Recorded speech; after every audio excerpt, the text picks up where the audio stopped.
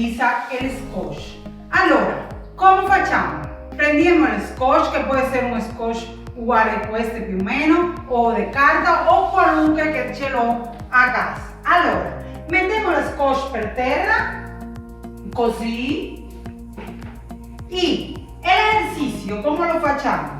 Lo mettiamo di frente al scotch, in punta dei piedi, con le mani così, e facciamo tutto il giro dello scotch in punta dei piedi. Dopo torniamo con le mani alla cintura e lo facciamo con il tallone.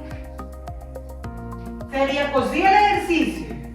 Le mani così, punta dei piedi, sopra, mi giro e adesso con il tallone.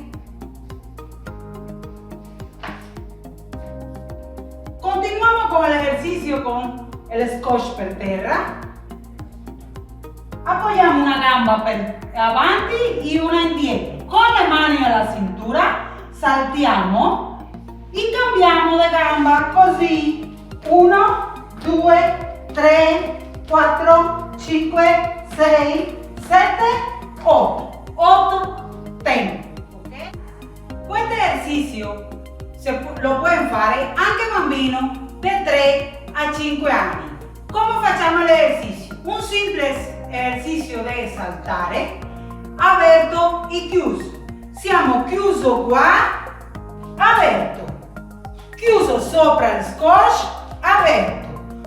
Chiuso sopra il scotch, aperto. Arrivo, mi giro e continuo l'esercizio. Aperto, chiuso, così. Chiuso, aperto, chiuso, aperto, chiuso, aperto, chiuso, aperto.